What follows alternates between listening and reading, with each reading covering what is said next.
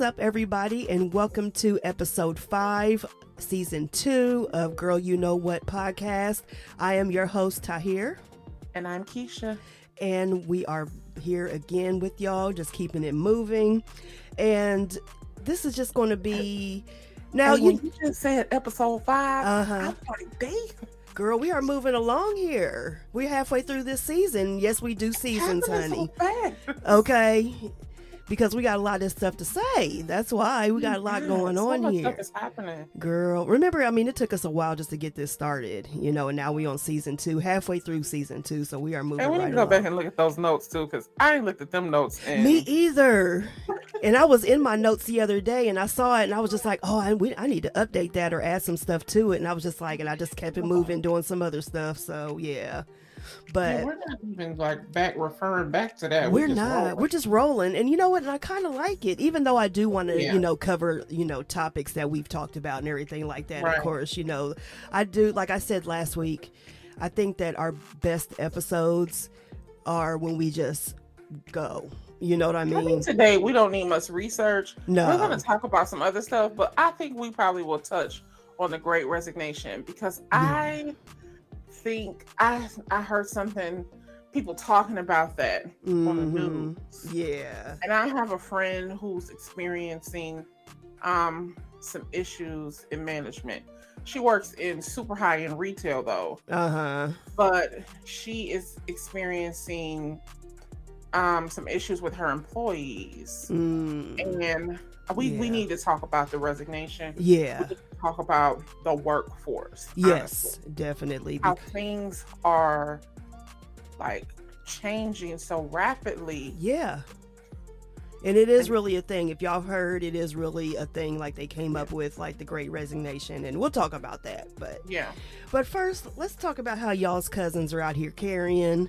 Okay, so Jada Pinkett-Smith. My mother is hot as a firecracker. My mother is smoking mad because girl, just go, and I'll jump in. Disturbs my mother about this. She's like, it's almost like what I like to call this the Trump effect. And why I call certain things the Trump effect is because Donald Trump was looking at us a lot of times, telling us that things were not a way that we could clearly see. Like we're clearly looking at it. And you're saying the complete opposite of what my eyes see. So you're asking me to not believe myself. Like what I'm seeing, yeah. So I'm supposed to deny what my eyes are looking at? And that is my mother looking at Jada Pinkett's head. She is livid. She said, and I don't understand why. People are not saying something. Right. She's like, alopecia is bald like the back of your hand. It's like skin bald. And what's her name? Ayanna Pressley. Yeah, the congresswoman from Massachusetts. This is 2 clear pictures of what alopecia is and what it is not. Look at Jada Pinkett-Smith. It is not. The thing that really struck my mother is as she's sitting here talking about alopecia, she has hair on her head. My mother was on 10,000. And I think we talked about this before, but sidebar real quick. But your mother is a professional, hairstylist. Yes. She's been in the business for years. She's an instructor. Yeah. She's been in the business. If I'm 42, she's been doing hair for almost 45 years. See what I'm saying? So, okay. She is a professional for real. Yeah, so this ain't just somebody just looking in. You know what I mean? No, yeah. She's livid. Right. She's livid. She doesn't understand why nobody is saying, and I kind of think it's because, there is a level of solidarity, I think, amongst Black people. Oh, yeah. But somebody has to say something. Back in the kitchen in the corner has got to be looking at her saying, bitch, stop talking. Right. Right. Because you're going to entice somebody to say something. You're going to push somebody to say, bitch, you don't have alopecia now. Stop this. Stop.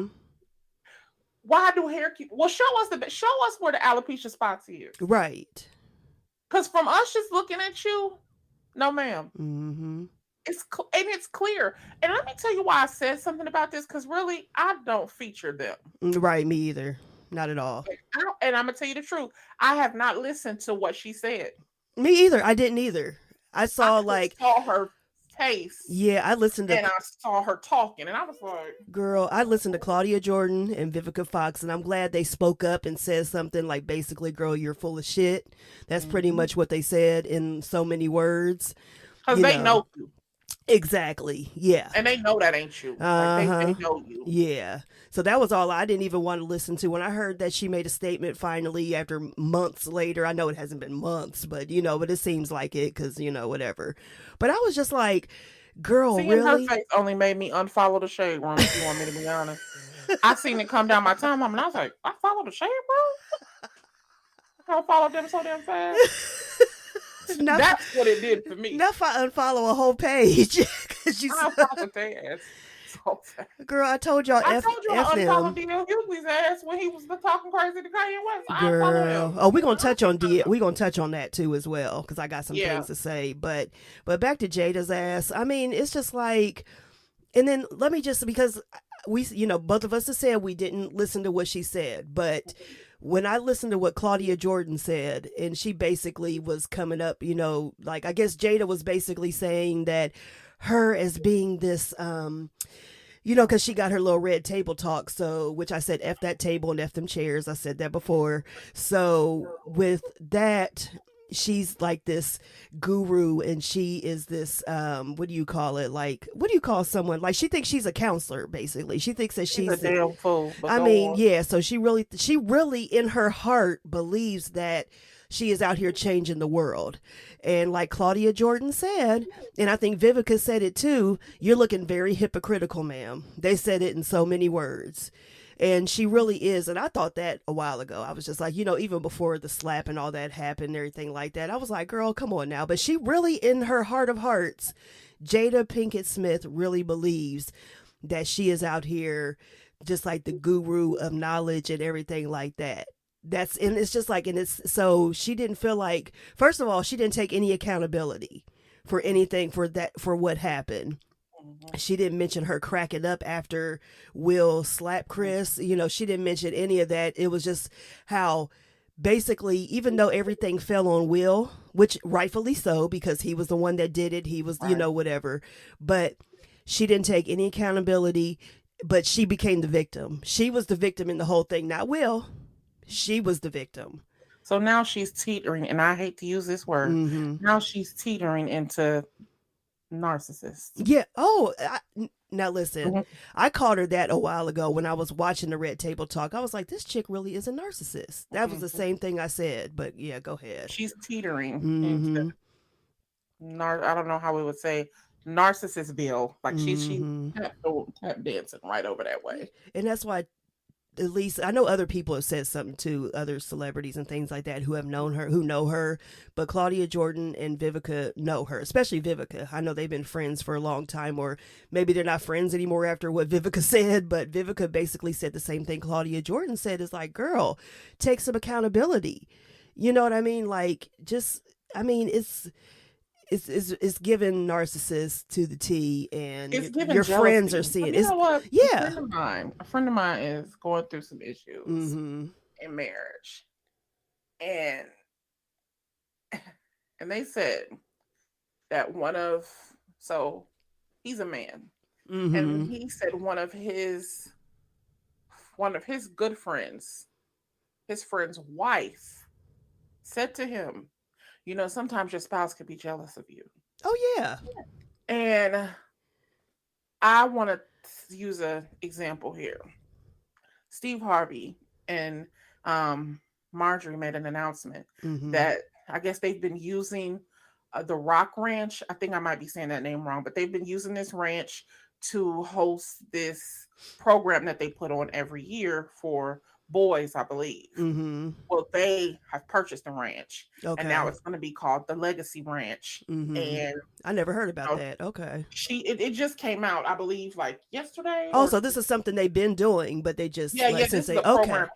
And I think people see Steve Harvey and they give him a lot of slack, but he does a lot of mentoring behind the scenes. He does, and he's been doing that for years. Yeah, like he's really good. But so Marjorie was standing up at the podium talking, and Steve was standing behind her. And the first thing I said to myself was, "See, Marjorie.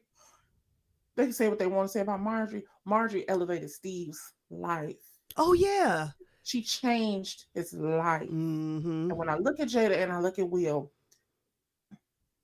elevated Jada's life. Mm-hmm.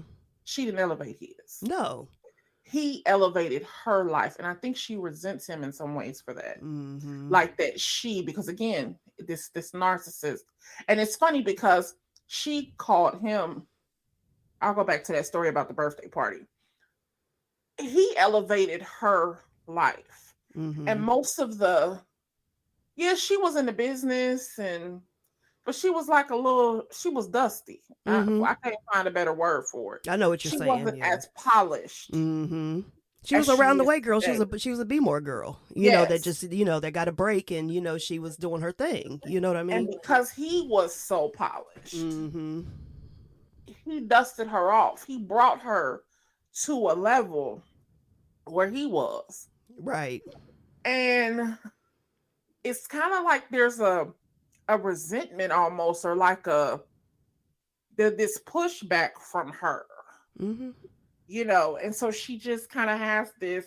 Oh, there's a lot of backhanded comments and everything like that she gives him. Absolutely, where she tries to belittle him, or and if she's not doing it privately, well, I don't know why the hell she's doing it publicly. Let me say that. Yeah, because you don't know what their life is like behind closed doors, but out in the open, she disrespectful.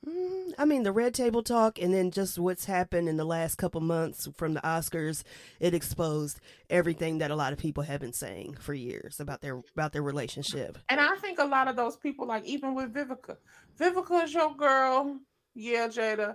But I think a lot of people like Will Smith.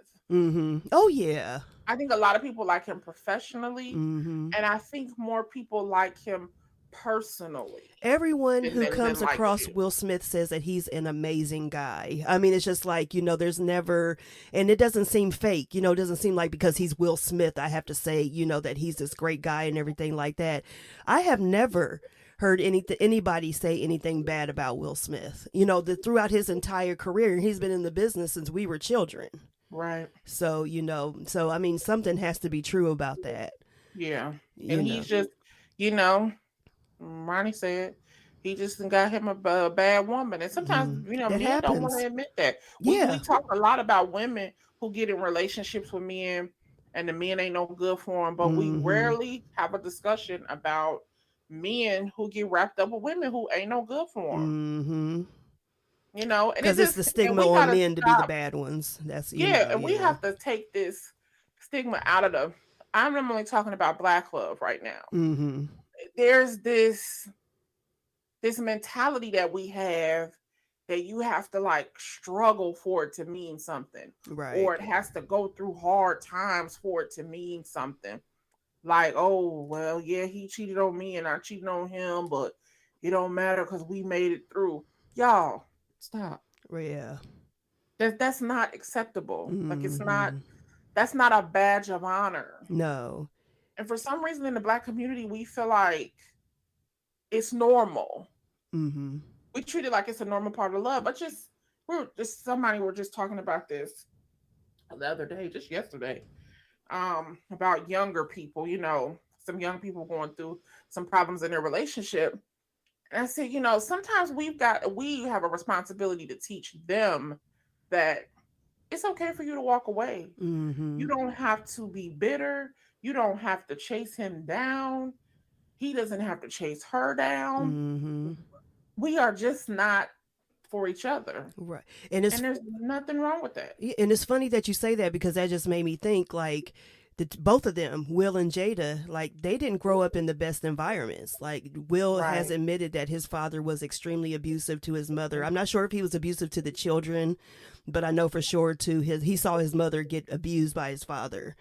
And then Jada, her and her mom have talked about, of course, which now these are the conversations that I like. Yeah, that her mom was an addict, and I'm sure that she had been through relationships and things like that. So they didn't grow up, neither one of them grew up in a stable environment. So I guess they felt like, because now It's the two of them. They're this power couple.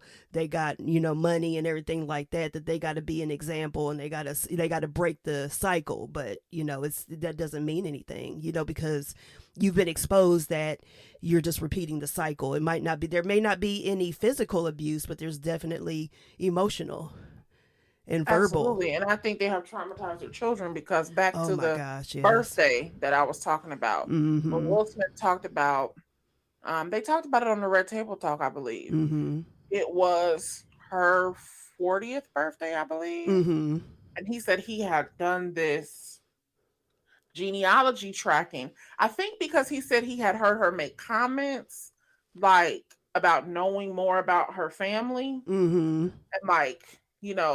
so he said, I surprised her with like this genealogy tracking where they tracked her family all the way back to like slavery. Like so he said, and it was, she had a birthday party. So they put it on the projector so everybody could see, it was like, oh, a reveal. And she was mad. And he said she went to the room. They went back to the room, and she like cussed him out. Oh, that was some narcissist show that you put on to make yourself look good. Because again, I feel like she has a jealousy or resentment. Because here he gave her this great gift, and people were probably like, oh, that was so nice. And so instead of her appreciating it, she looked at it like, oh, you were just trying to get people to look at you and say what a nice thing you did. Wow. And he said they were arguing so bad that Willow was screaming. And so Willow had to be 9. I believe he said she was 9 or 10. And she was screaming at the top of her lungs. Like, no, stop. And he said from that argument, he said we never resolved it. We just each walked away from it. And that was about Jada's 50, 51 now, something that like that? That was 10 years ago. Yeah. Wow. And I think, remember, that's when around the time when he made that video that everybody was sharing about, it's not my job to make you happy. I remember that. Yeah, I didn't know that, and that could be possibly what it stemmed from. I think it was around that same time. I remember that video. He came and he said that he left that situation where he felt like it's not my responsibility. Like I cannot make you happy. Right. So I just think she does have an underlying resentment towards him. Oh, of course. And he's going to have to walk away. Yeah, because she ain't going nowhere. Well, she said that again. She said it on Red Table.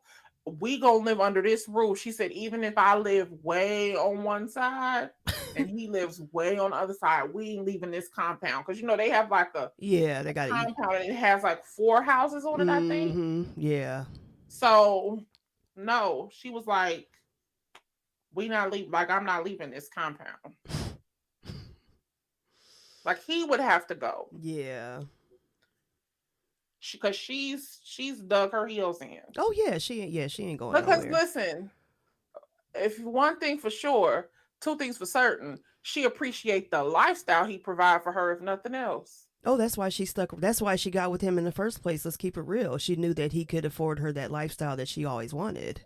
Sure, and it's no shade. Because she's unhappy. Let's be clear. Yeah. It's clear to everyone that you're unhappy. You done had a whole boyfriend under that roof. Like, it's clear to everybody. And I feel sorry for him because he comes from, people have to understand when you come from abuse or you've seen abuse, it does give you, and I resonate with him in this fact, that it gives you this people-pleasing mentality. And I think he talked about being a people pleaser in the book, where it just, so even though you probably know something is not good for you, you don't necessarily walk away from it. Right. It's hard to, because you're not even thinking about yourself. You're thinking about, well, I just want them to be okay. I don't want, you're not thinking about you. That's what the people pleasing mentality has done to you. Right. I mean, your kids are grown now, so it can't be about yourself. The kids. Yeah, I mean. Yeah, you don't consider you anymore. No. And you could tell he didn't. You could tell in that moment at the Oscars when that slap happened, that wasn't about him. No. So that just let everybody know where their relationship is and what it's about right there. If you didn't know before, if you didn't think before, if you didn't follow the stuff with August Alsina and things that you've heard about them or whatever, or things that they've said even themselves about their relationship in the past, then that proved it right there. Yeah. Girl, but I don't know. Girl, so let's talk about the Great Resignation. If people don't know what it is. Right. The Great Resignation is, I guess it started probably around coming out of lockdown. Mm-hmm. Yeah. I think it started with a wave of anxiety. People became because COVID was still very much active when we came out of lockdown. And people became so overwhelmed with a wave of anxiety about going back to work. Right. Especially if you dealt with the public and stuff like that. Exactly. So some people were like, oh, okay, I'll come back to work. But then if they went back into their work situations and they saw it wasn't safe, and now you're getting paid this little amount of money for treatment, people just start quitting their jobs in droves. Mm-hmm. And I mean, it was in the millions. When I saw those numbers, I was like, oh. Yeah. But I believe they inflate numbers. I believe they we talked about that. Yeah. Yeah, I don't know if I always. I believe they have inflated. I noticed it in the Trump White House. Oh, they admitted that they did, basically. In so many words, they admitted that they did inflate a lot of numbers. Yeah. Yeah, I knew. I used to be screaming at the TV like, this cannot be happening. Right. There's no way. This ain't real. The math ain't math. Exactly. This not even, it can't be possible. Mm-hmm. I think it was the unemployment numbers they were reporting. Oh, they had to exaggerate those. Yeah. It's like, y'all, they're lying. Mm-hmm. I feel like the unemployment rate they're giving right now is a lie. But we had to look at what that percentage. I think if they base that percentage off of how many people are applying for unemployment. Right. Yeah, I can see that. So it's not really saying that this is, we have everybody's back to work. Unemployment is only 3.9%, the lowest that it's been since. And I'm like, y'all, that can't be possible. There's too many now hiring signs up everywhere. Right. And then, like we talked about that last week, like you got places that'll pay you the next day, like they're or the day of. They're doing everything to entice people to come to work. So those unemployment numbers cannot be accurate. Right. It would be better if they told people what they were basing that number off of. And they're not going to, because they don't have any facts behind it. Because people are just, so let's say 1 week unemployment is 4.7%. And then when they report the numbers the next week, unemployment is 4.4%. Let's say it's 4%. So where'd the 0.7% go? Right. They just stop applying for unemployment. That's it. That's it right there. Those people are working. They just didn't apply. Right. And I would say this though, with entrepreneurship so high, maybe that unemployment number is kind of accurate. Kind of. Not very, but kind of. Right. I think you get true unemployment numbers in the wintertime. Oh, yeah. Because in the summertime, people can find a way to hustle. You can cut grass. You can you can paint. Roofers. People are moving around in the summertime. In the winter, that's when the unemployment numbers are the most accurate. Yeah. And it's always like that. How do you feel about the Great Resignation? Do you think, because most of the people are quitting their jobs because of pay. And I ain't gonna say nothing, but y'all want you to say something. Well, how I feel. Right. Well, let me say this. When I first heard about it, I was a little jealous because, I like my job. Don't get me wrong. And I get paid very nicely for it. But so with me, it wouldn't be about pay as to where like I would have quit my job. Mm-hmm. For me, it would have been about the way I was treated, and it wasn't necessarily in a bad way, but there was a lot being put on me. It was a lot of stress. I was stressed out. I was having anxiety attacks. So I felt that, but then I would turn back and I would be like, okay, girl, but what you going to do? You know what I mean? Like, I mean, you're not going to go anywhere else making this money. So that's what kept me there. Right. But then I would think you were fine because yeah, most people are complaining about the money. Right. So money wise, I was good. Right. But like when it came to, and that was another reason why people were seeing that, like I don't have to take this, so that was where I looked at it on my standpoint. It wasn't about the money, even though majority of people, it was about the money. Like I'm not doing all this, for this amount of money and I can make that during, with unemployment or whatever. Right. And, I took it like when I first heard about the Great Resignation, I was just like, oh, well, dang, like I would like to do that, like and just do what I want to do and everything like that. Realistically, I couldn't. But but I understood it. It was just like being in the workforce and dealing with what I deal with on a daily basis. Right. It was like I understood why people were doing that. So I totally supported them. And but then as time went on, I started thinking about it like, okay, what are these people going to do? They've been out of the workforce for so long. And then, like you said, there are still a lot of people that are hiring, especially like fast food and, like retail jobs and, stuff like that deal more with the public. A lot of people, even though we're in a, I guess you could say, like not, I guess a better place right now. Recession? Yeah. So, but it was like I understood why they did what they did, but then it's like as time went on, it's just like, okay, what are you going to do?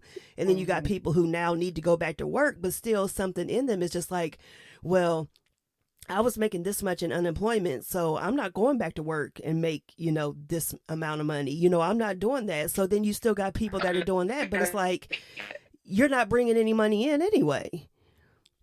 So it's just like, I don't know. I'm not really an unhappy person when it comes to that. Right. So you'd be okay. Yeah. Something you said though about people, we were talking about money. Okay, unemployment. Yeah.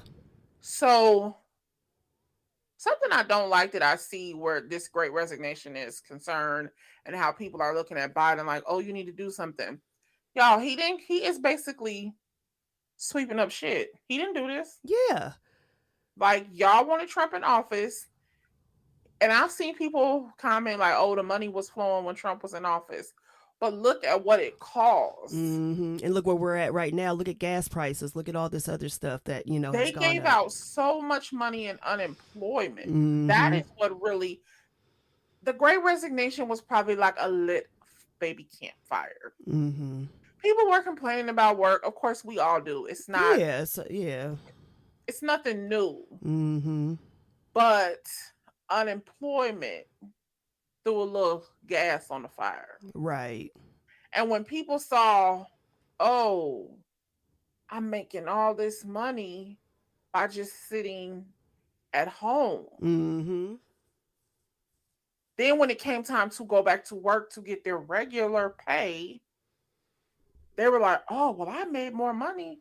But sir, that was not like an actual paycheck. Exactly. Now, right. I have no respect for a paycheck anymore. It's like because you were just being handed money, basically. Yeah, like, do you understand? Like, that wasn't like pay for a day's work. It was just like welfare. That's basically what it was. Yeah.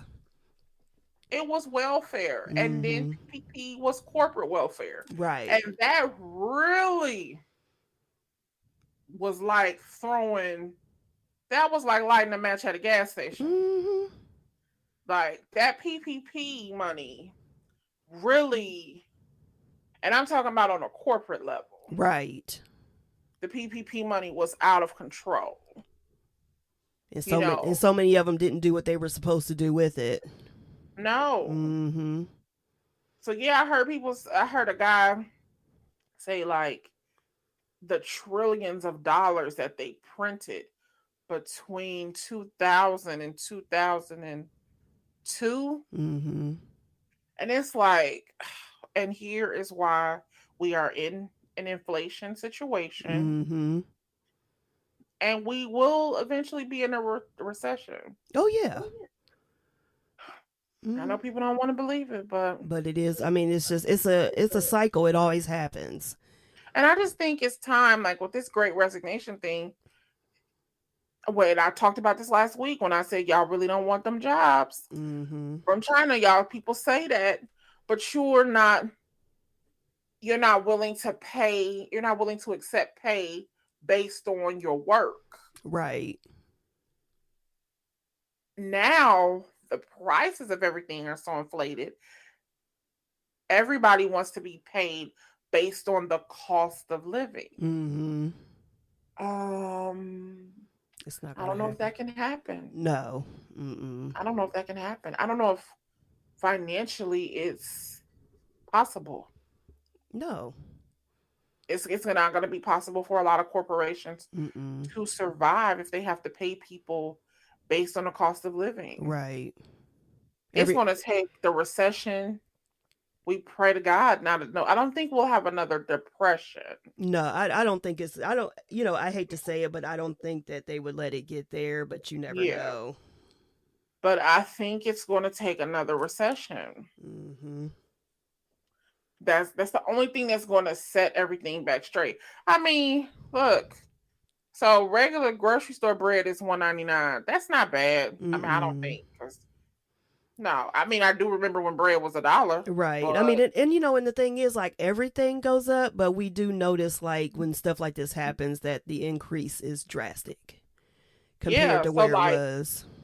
When is it going to set back? Because we remember hearing our grandparents and stuff say, like, "Oh, I remember when bread was 10 cents." So is bread ever going to be $1, or is it going to stay at $2? Like, how is this going to work? Right. Is it ever going to go back down? Telling me when I'm 65, bread going to be how much? What, $4 just for the store bread? The bread I buy right now, that Sara Lee Artesian, it's like $3.59. Yeah. So how much is it going to be? And I think it was $2 something when I started buying it. Yeah. So how much is it going to be in 10 years? Right. $7. Girl. I'm going to Africa, y'all.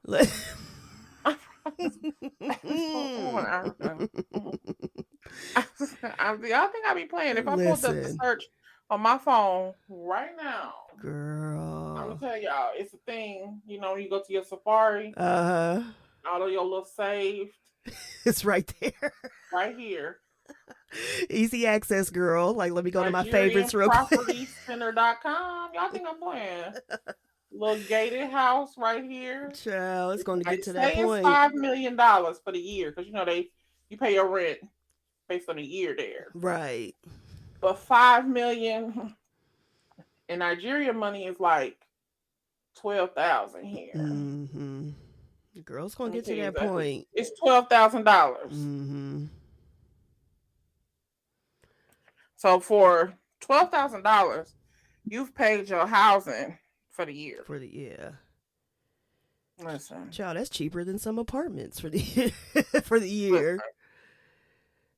Girl, telling you, it's crazy. Just look at your options.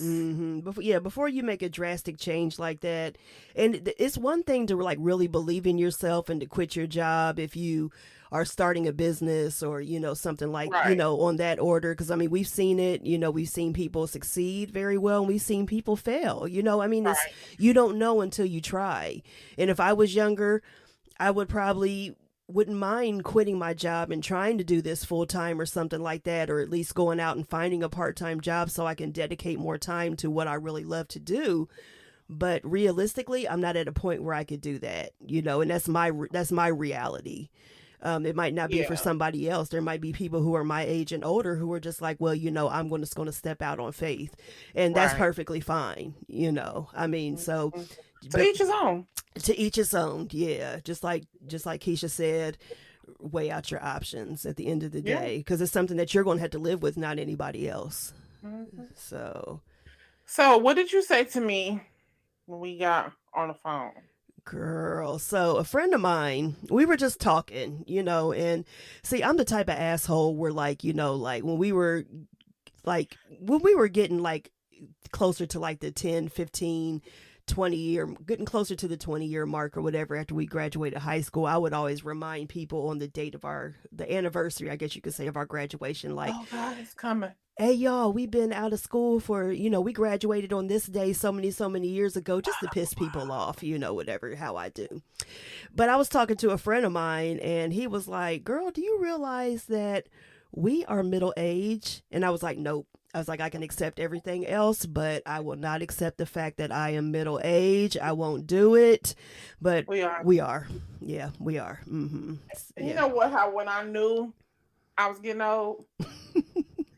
I knew when I was getting old, when the way people dress is like, what the fuck is going on here? Girl. Like, it's too naked for me. Listen. And it ain't just me. Uh-uh. Even my friends, like, professional, like, so I told you my friend is, so it's the boutique manager, and then she's the operations manager. She's over everything in the boutique. Mm-hmm. She works in a high end, and I ain't talking Gucci. I'm talking about higher than that. Yeah, right. Boutique. So people come in there. It was Memorial Day weekend. Remember? Mm-hmm. You would be surprised how many people are just walking around with their ass out. Oh yeah, in the mall. She was like, it was shocking. And they don't care about their body type, nothing like that. Skinny, chunky, it don't matter. It doesn't. And look, and my other friend, she's an assistant principal, and she said it. Mm-hmm. Like, when that whole stuff went on with Lizzo, mm-hmm. and they kept putting up Lizzo's picture and Rihanna's like, oh, if you okay with one, you should be okay with the other. She said, listen, for 2022, I just don't want to see nobody's ass. Nobody. I don't care what your body looks like. It's enough. No, we don't want to see it. I don't care what size you are. Right. I'm tired of looking at it. Exactly. And I thought about you when she was talking about people coming near the boutique with their ass out. I said, oh yeah. Danielle said Lizzo crossed the line with her when she went to that basketball game with her butt out. Like, that's a family event. That is a family event. You could have posted that on your social media in the comfort of your home if you wanted to show your ass, which you do, and that's perfectly fine. But you were at a Lakers game sitting on those public seats with children around you. Children do sit on. Why COVID spread like wildfire? I mean, can we start right there? Y'all not sanitary. No. You got your crack. I don't care how much you wash your butt. It don't matter. If your thighs touch. When you walk, you're producing some friction. Yes. You're sweating. I don't care what you say. Because these thighs I got touched. You ain't going to be able to tell me what I know. Okay? Right. And anybody who know me know, listen, I don't play. You supposed to wash your ass. I take care of this. Okay? Exactly. So I'm going to say it again. I don't care what you do. We out with leather on top of that. Because it was like a material. It was some kind of leather or pleather. Uh-huh. In the crack of your butt. And you sitting on that plastic seat. Ciao. You stink. And I don't care what you say. It's inappropriate. I mean, children are here. She didn't care. It was just like, stand on this. And I don't care what anybody says. I don't care how it offends people. When did your body become for everybody? Thank you. I just don't know when that happened. Because we were taught that's, like I remember my great grandmother used to say, and I still say this to my nephews and niece and, like kids and everything like that. I'd be like, that's your business. That's your business right there. Yeah, she used to always tell us that. Cover your business. Don't show nobody your business. That's your body. That's yours. Child. You just give it. So you think so little of yourself that you just don't care who just whatever. And the thing is, it's giving that you care so little about yourself, but you're trying to prove that you don't. That's what it's giving me. I told y'all. Child. I had to notice that was a mind trick they was trying to put on people. Mm-hmm. They was trying to make people overexpose themselves so much that then it became, if you didn't expose yourself, oh, it's something wrong with you. Right. Now wait a damn minute. This it sounds great. Yeah, like you're not comfortable with yourself. Like you can't, like it's something wrong with you. That what you have is precious. Mm-hmm. Yep. It ain't for everybody. Mm-hmm. You treat yourself with a high regard. Right. Yeah. That's why motherfuckers want to take pictures standing in the mirror, backshotting and all that. Mm-hmm. Baby, you look nice. You ain't got to. You're beautiful. You don't need these people's approval. You ain't got to give everybody else. That's for you and whoever you choose to be with. That's the only people that need to see that. That's it. It done went so crazy. It got preachers' wives out here, like in tight dresses and shit, like backshot. Like, what the fuck is going on out here? I mean, it's a lot. People have lost their minds. That's just basically what it is. As time has gone on, people just don't care anymore, and I just don't understand. It's just like they have lost all sense of self-worth. That's basically what it is. They just don't care anymore. That's just what I'm getting. I'm gonna tell you something. Like, I pray every day. Mm-hmm. But there are some things, and this might sound like super religious. They're gonna be like, "Girl, you cuss every other word." Not every other one, but right, just a few. 7. Yeah, there you go. But if it's anything that grieves my spirit, it's just to see how people treat each other. Mm-hmm. To see how we treat kids in this country. Mm-hmm. And, just to see church people not being the best representation of God, of love. That's the thing that bothers me. It ain't even being the best representation, just not loving people. Right. Just being mean as hell. Mm-hmm. Like, that stuff disturbs me, man. It really does. It really gets next to me, to the point where I have caught myself over the past month or two just like stopping, like, and this gonna sound so weird. I think just like, Lord, like, do you see it? Like, what is happening? Mm-hmm. I'm like, God, please forgive us, please, Lord. I mean, it's a lot. You're messing it up. I mean, messing it up, Lord. Girl, I'm sitting here reading. So I got this book, 52 Weeks of the Bible. I ain't really caught up. I ain't kept up with the 52 weeks. I took a few weeks off. But I'm on this particular spot where the children of Israel came across the Red Sea. And so now they're in the desert stuck.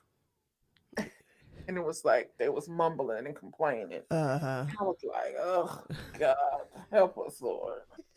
Like we stuck out in the desert too. And I mean, just everybody complaining and just, but the thing is, ain't nobody trying to help anybody else out. Catch that. So, but you talked about mean. Mean. Well, no, let's close on Monique. I want to get your opinion on something that because you tell me what's going on, because I just saw him. Well, I sent you the clip. I didn't listen to it. But anytime I see something that's like, I send it to Danielle. Right. So I sent you the clip, and then I sent you the paperwork that they both produced. Like, right. I ain't read none of it. I ain't gonna lie. Because it's just like. So what happened? Okay, so basically what happened was, of course, after, I think it did come out after we recorded last week, but Monique and D.L. Hughley, 2 huge comedians, top of their craft, they did a show in Detroit. And both of them, on each of their contracts that they had, it looked like, from what I saw, that they both were the headliner. So, of course, some people are saying, the headliner always goes last. That's what I always thought. But but other people were trying to say that, well, it doesn't matter who the headliner is. whoever's at the top bill, they could go first, they could go last. But I was like, I don't believe that's not true. That's not true at all. Of course, that came from Monique. Not in comedy. No, not in comedy. Not in anything, because even at concerts, they put all the little acts on first. Exactly. And then the big acts close it out. That's everywhere. Yeah. Like, don't know that. So I was like, stop it. I was like, let's stop with that first of all. So that was the first BS to me. But so anyway, on both of their contracts, it looked like that they both were the headliners. D.L. Hughley, of course, he's bigger right now. D.L. Hughley has a daily platform. He's on the radio. He's putting books out. And then there's Monique. We know what Monique has been going through and everything like that. Okay, so of course, more people were expecting D.L. to be the headliner, and he ended up being.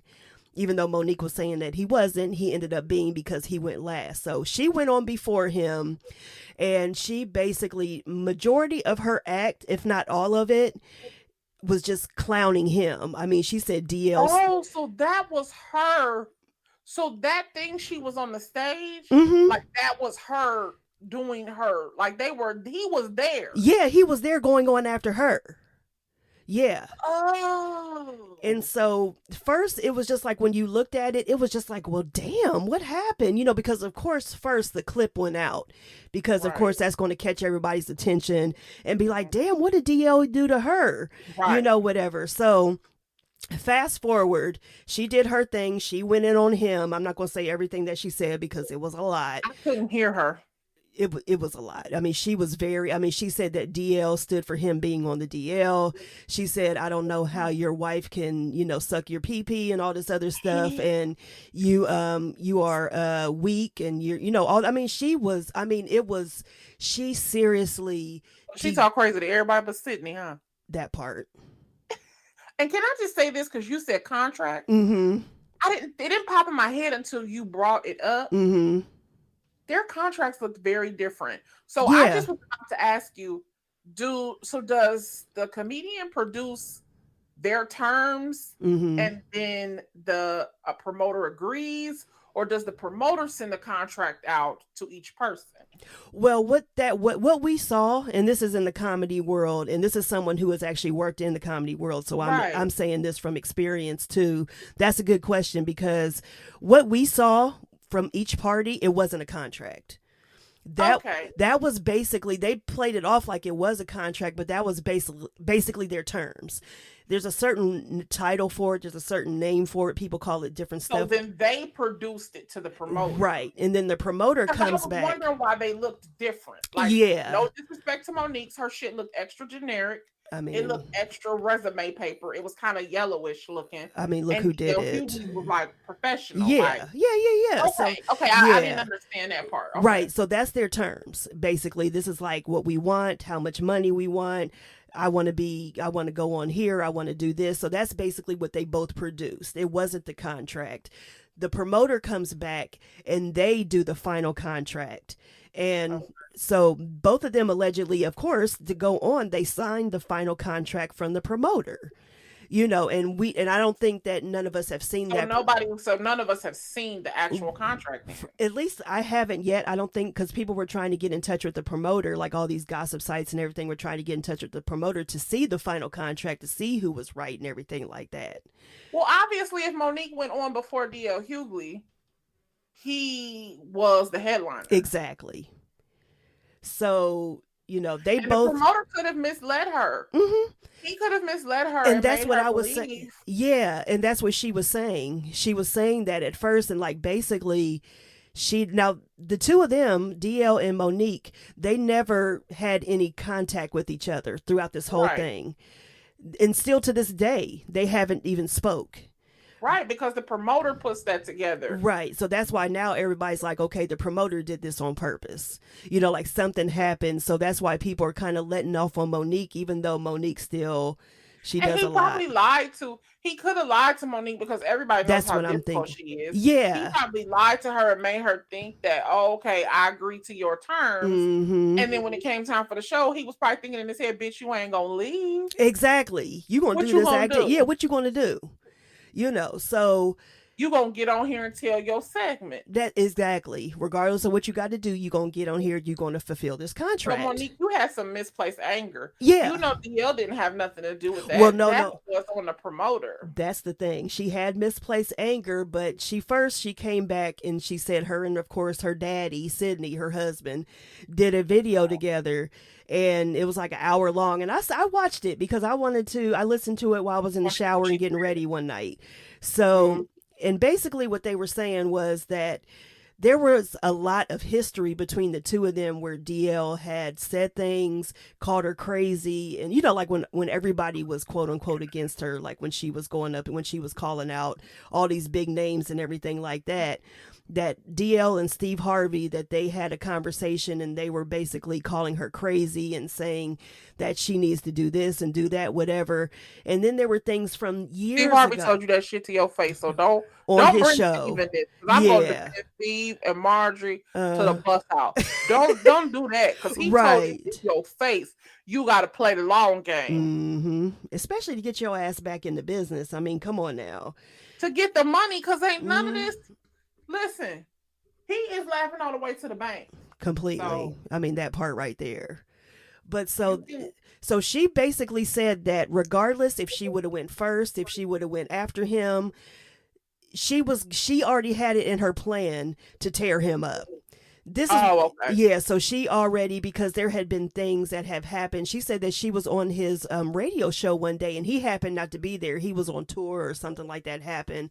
But he still went on and did the tour. Basically, she was taking his place on the radio that day.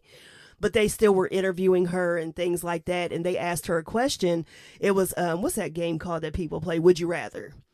And It was, would you rather have Sydney, her husband, basically screw what's his name, who's the gay actor that she had the gay director, Lee Daniels. Would you rather have Sydney screw Lee Daniels? And this is before her and Lee Daniels messed up, before they made up, so they were still going at their thing, so they still weren't getting along. But would you rather have your husband screw Lee Daniels with a condom or Corinne Steffens without a condom? And this was like towards the end of the show. And she was really pissed. She was just like, first of all, it was inappropriate. It was very inappropriate. Because I'm sitting here, like, even while you're saying it, I'm thinking, like, at what point is this even like funny though? Like, and it just came, she said it came out the blue. She said they were having a great show. She said she was, basically took DL's place that day, because he was gone. She was the comedian in the main chair, and it was everybody else, I guess, that's on the show with him was still there. And this happened like towards the end of the show. So when the show wrapped, she called DL immediately and was like, look, she was like, you better not air this show because I did not appreciate that question. She was like, it came out of nowhere. It's disrespectful to me, my husband. And she was like, you as being this pro-black man should not even discuss something like that. Right. Like that shouldn't even be. And he was like, oh, Mo, it's cool. That's just how we do. So I guess she threatened to sue them if they aired that episode. And she said they never aired it. So she got her way on the end, that as she should have. That should not have been aired. They didn't even just cut out that part. Back to a time. I mean, when people everything we do is about sex. That's it. And then what is the big thing? I don't get it. That was ridiculous. So it was like, I understood her being pissed at that. And then his reaction was just kind of like, like, I don't care, whatever. That's just what we do. I've never heard them. I don't really listen to the radio.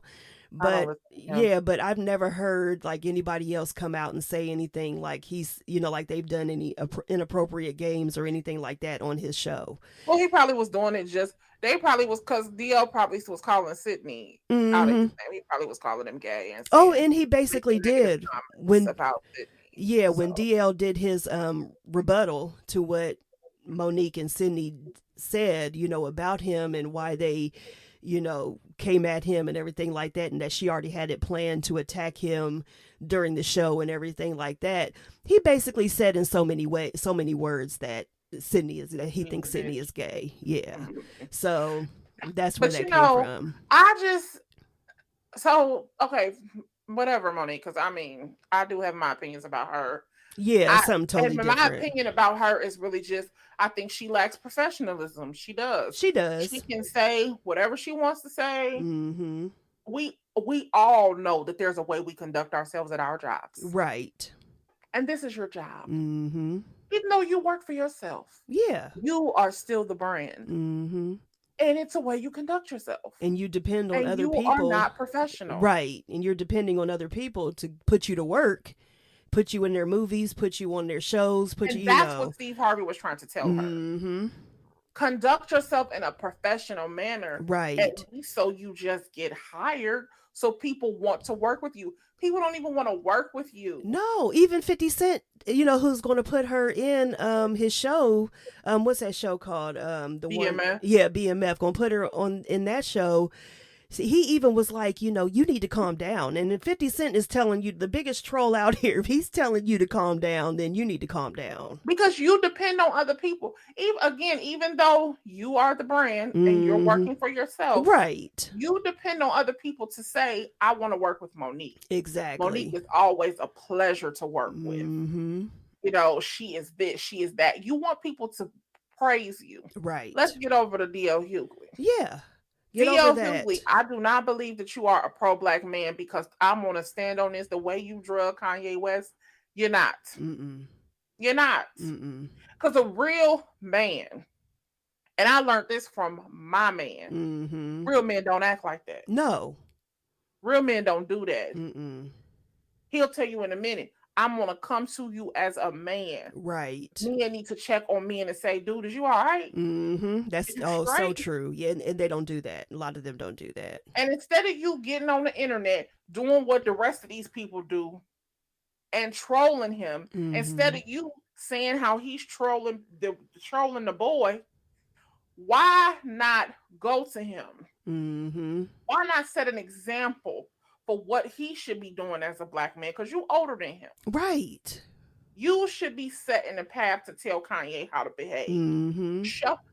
We missed the mark of leaving an impression with people. Show them kindness. Show them friendship.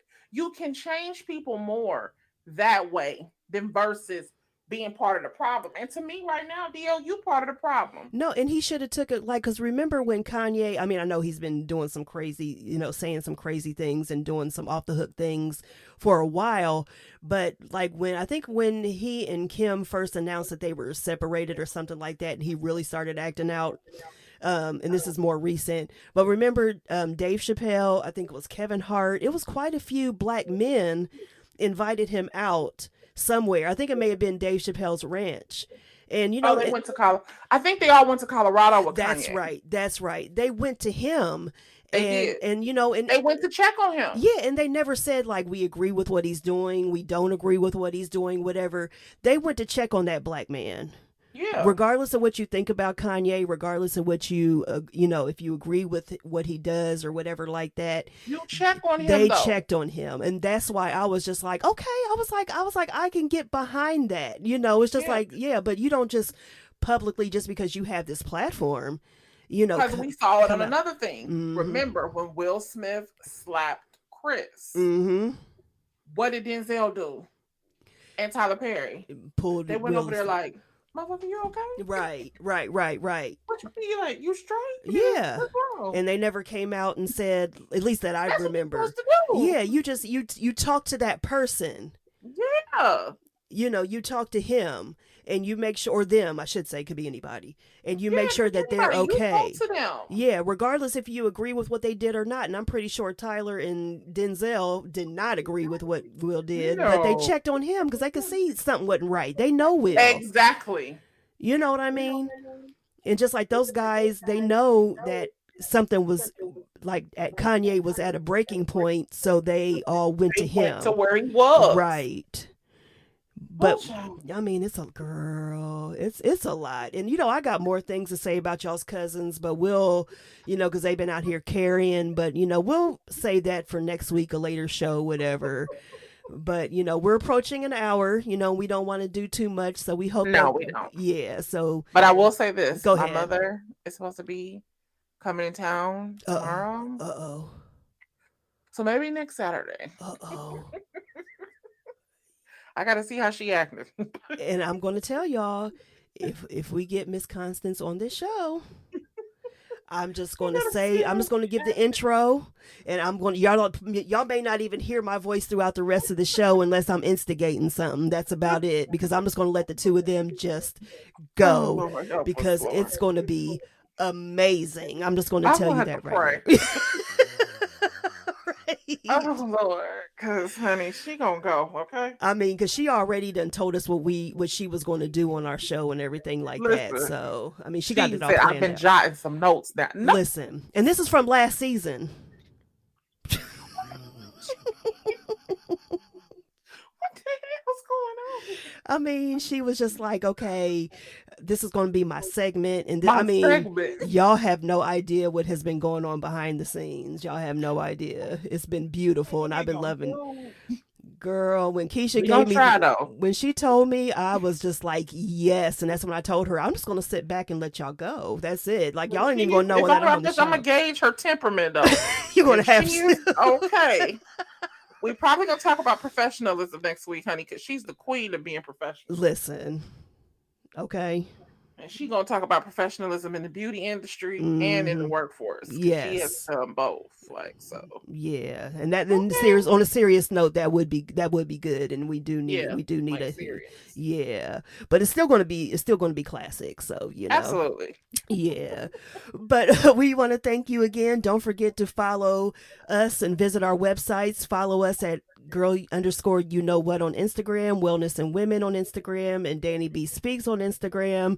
Go to our websites, wellnessandwomen.com and DannieBSpeaks.com. So make sure, want to start plugging us, on the show as well, Absolutely. Yeah. So, but everybody take care of yourselves. Have a great week, and we'll catch y'all on the next one. Bye. Bye, everybody.